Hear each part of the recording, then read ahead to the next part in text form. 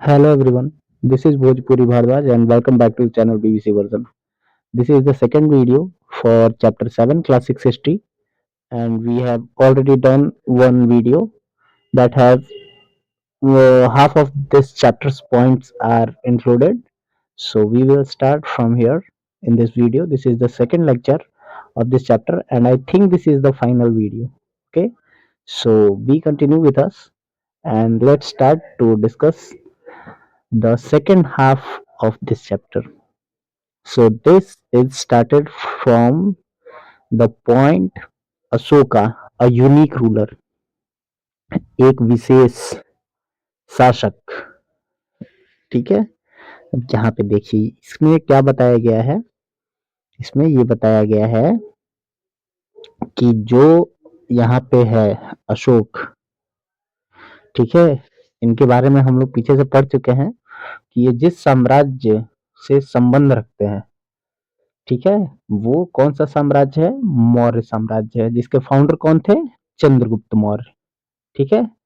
कितने साल पहले स्थापित हुआ था ये? लगभग 2300 साल पहले. जो सबसे बड़ा साम्राज्य था. ठीक है. जितने भी महाजनपद थे उन सब में सबसे बड़ा था.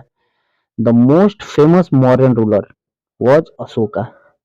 मौर्य साम्राज्य जो था उसमें जितने भी शासक हुए उनमें सबसे ज्यादा प्रसिद्ध most famous Mauryan ruler was Ashoka. And he was the first ruler who tried to take his message to the people through inscriptions. ठीक है. इंक्रिप्शंस का मतलब होता है शिलालेख. मैं आपको पहले भी बता चुका हूँ शिलालेख. And most of Ashoka's inscriptions were in Prakrit and were in the Brahmi script. ठीक है. प्रकृत लैंग्वेज में और ब्राह्मी लिपि में लिखा गया है. ठीक है. क्या? इंक्रिप्शन किसका? अशोक का.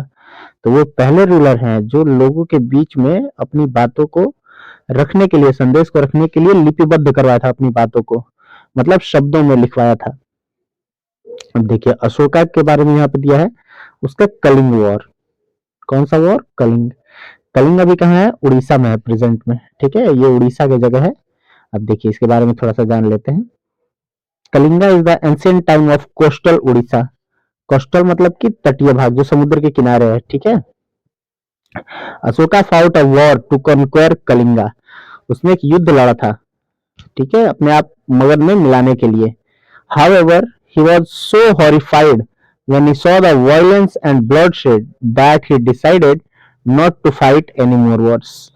मतलब वो ऐसा भयभीत हो गया था देख के, ब्लडशेड मतलब रक्तपात, ठीक है, और वायलेंस मतलब हिंसा. ये देख के उसने क्या डिसाइड किया कि अब कोई भी युद्ध नहीं लड़ना है. To fight any more wars. Decided not to fight any more wars. He is the only king in the history of the world who gave up conquest after winning a war. वो एक पहला शासक है इतिहास का कि जो युद्ध लड़ने के बाद और फिर दूसरे साम्राज्य पे आक्रमण करना छोड़ दिया था.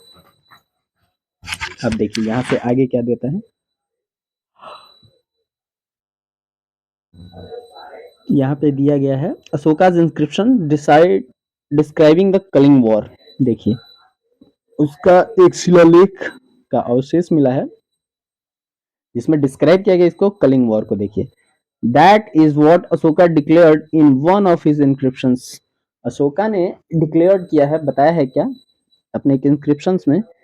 8 years आफ्टर बिकमिंग किंग आई कॉन्क्वेर्ड कलिंगा.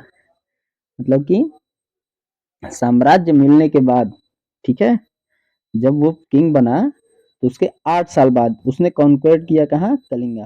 आक्रमण किया उस पर.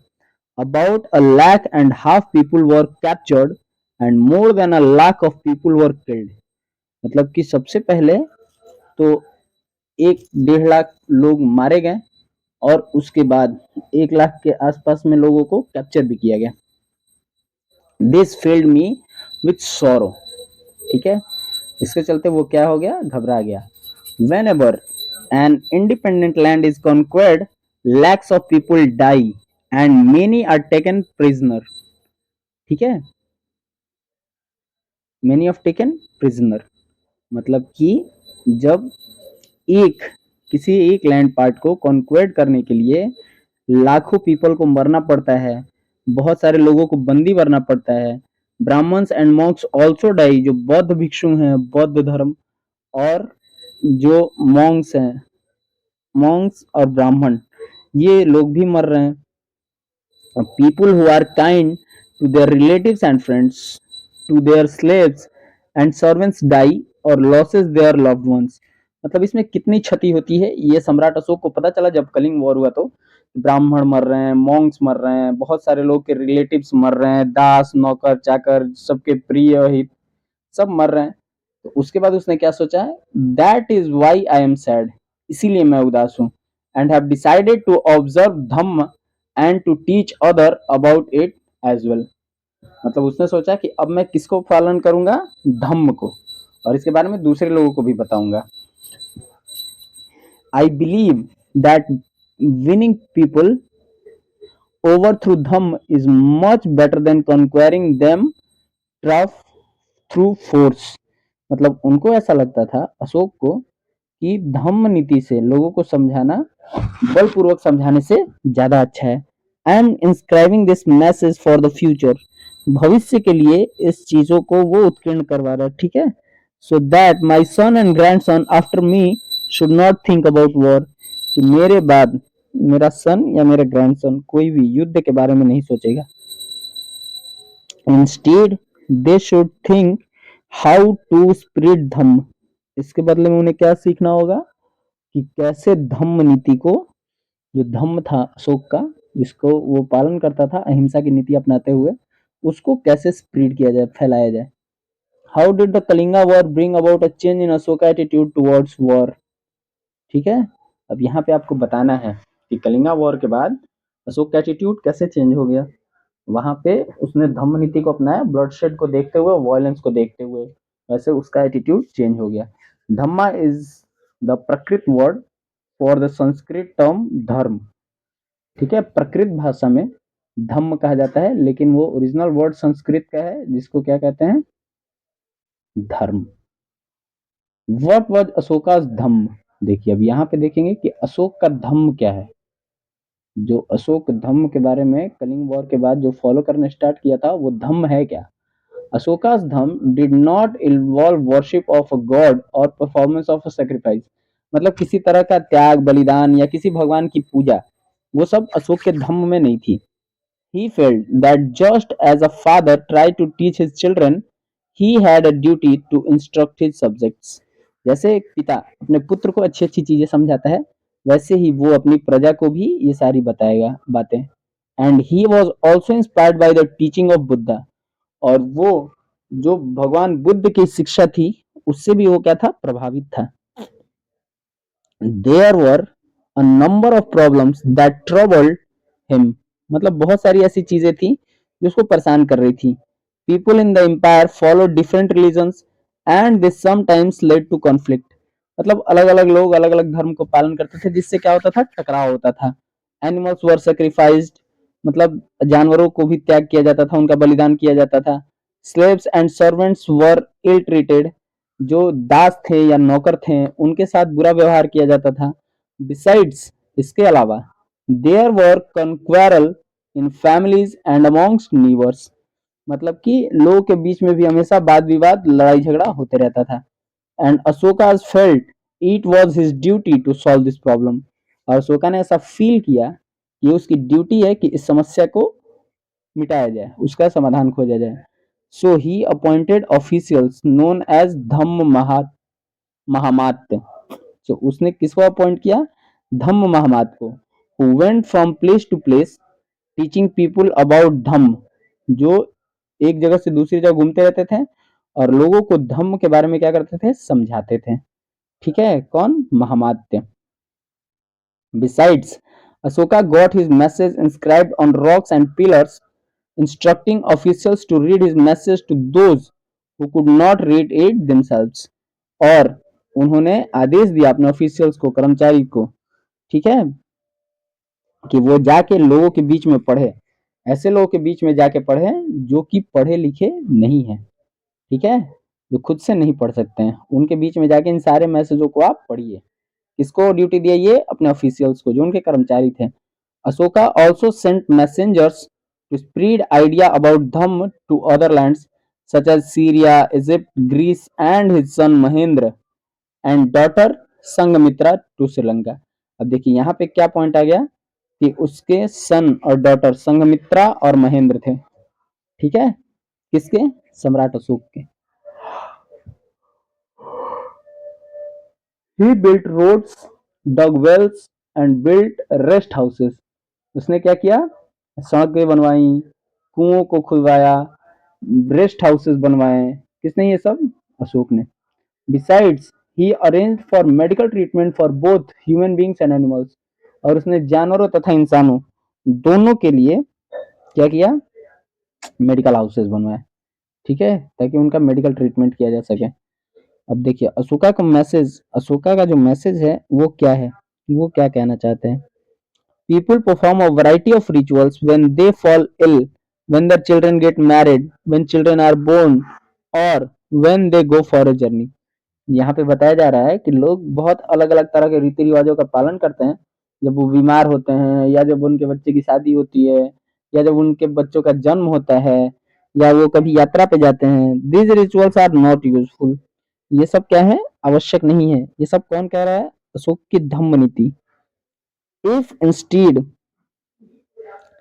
if instead people observe their practices, this would be more fruitful, ठीक है। what are these other practices? उसने कहा कि अगर दूसरे तरह की जो प्रैक्टिसें हैं, जो उनके क्रियात्मक कार्यवाही हैं, अगर वो करेंगे तो वो ज्यादा फ्रूटफुल मतलब फलदायक होगा। दीज आर, देखिए वो सब क्या है? Being gentle with slaves and servants, मतलब जो स्लेव और सर्वेंट्स हैं उनके साथ जेंटल रहिए, सामान्य रहिए। रिस्पेक्टिंग वंस एल्डर्स, जो भी आपके बड़े हैं उसका रिस्पेक्ट कीजिए। Treating all creatures with compassion, मतलब सबके साथ दया भावना रखिए, जितने भी प्रजातियां हैं। Giving gifts to Brahmans and monks, जो ब्राह्मण और मॉन्क्स हैं उनको उपहार दीजिए। It is both wrong to praise one's own religion और क्रिटिसाइज ऑन अदर्स, ये दोनों चीजें गलत हैं, कि अपने धर्म का प्रचार प्रसार करना और दूसरे को क्रिटिसाइज करना। Each one should respect the others religion, सबको दूसरे के धर्म को समान सम्मान देना चाहिए। And if one praise on religion while criticizing on others, one is actually doing greater harm to one's own religion. अगर कोई ऐसा करता है कि जो दूसरे के धर्म की बुराई करता है, वो वास्तव में अपने ही धर्म की निंदा कर रहा होता है, ठीक है, बुराई कर रहा होता है। Therefore, one should try to understand the main idea of another's religion and respect it. तो उसके जगह पे क्या करना चाहिए कि दूसरे के रिलीजन को भी समझिए और उनका भी क्या कीजिए? रिस्पेक्ट कीजिए, ठीक है। अब देखिए यहाँ पे क्या है? Officials collected what from the area under the direct control of the ruler. क्या ऑफिशियल कलेक्ट करते थे? गिफ्ट्स, ठीक है। दूसरा, royal princes often were to provinces as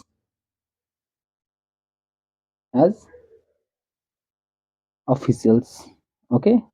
The Mauryan rulers tried to control which are important for transport: land and water, river, okay, land, forest and river. People in forested regions provide the Mauryan official with, क्या देते थे उनको? Modern Aryans को, जो modern officials थे उनको लोग क्या देते थे? जो भी फॉरेस्ट प्रोडक्ट्स होते थे, ठीक है, जैसे गम, ट्रंक, ये सब चीजें, रबर, ये सब चीजें देते थे। तो ये हो गया आपका फिल इन द ब्लैंक्स। अब देखिए ट्रू और false. Ujjain was the gateway to the north west, ठीक है, ये गलत है।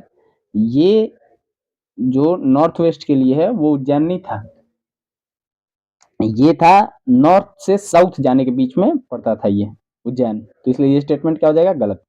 चंद्रगुप्ताज ideas were written down in the Arthashastra, नहीं, चंद्रगुप्त का आइडिया नहीं लिखा हुआ, उसमें चाणक्य का आइडिया लिखा हुआ, इसलिए ये भी क्या हो गया? गलत। Kalinga was the ancient name of Bengal, ये भी गलत है। कलिंगा जो है वो कोस्टल रीजन था, किसका? उड़ीसा का। Most Ashokan inscriptions are in the Brahmi script, हाँ सही है। ये जो अशोका इंस्क्रिप्शन है वो किसमें है? ब्राह्मी लिपि में है, ये सही है। तो यहाँ पे आपके ऑब्जेक्टिव्स भी कंप्लीट हो गए और हमारा चैप्टर 7 भी कंप्लीट हो गया। मिलते हैं नेक्स्ट वीडियो में चैप्टर 8 के साथ। और मैं आपको बता देना चाहता हूँ फिर से कि इसका क्लास नोट्स तैयार हो गया है, क्लास 6 का सारे चैप्टर का, चैप्टर 10 का। तो आप अपना कमेंट बॉक्स में मोबाइल नंबर दे सकते हैं या मेरे चैनल के डिस्क्रिप्शन में जाइएगा, मेन चैनल के डिस्क्रिप्शन में, तो वहाँ पे मेरा कॉन्टैक्ट नंबर है, आप उस पर यूपीआई भी कर सकते हैं, जिसका स्क्रीनशॉट आप उसी नंबर के व्हाट्सएप पे मुझे सेंड कर सकते हैं, जहाँ मैं आपको पीडीएफ सेंड कर दूंगा। वो पीडीएफ पासवर्ड प्रोटेक्टेड है, तो इसलिए वो दूसरा कोई यूज़ भी नहीं कर सकता है। जिसके पास जाएगा उसी को उस पासवर्ड के साथ जाएगा, वो उसको यूज़ करेगा। ठीक है, तो मिलते हैं अगले वीडियो में चैप्टर 8 के साथ। बहुत बहुत धन्यवाद।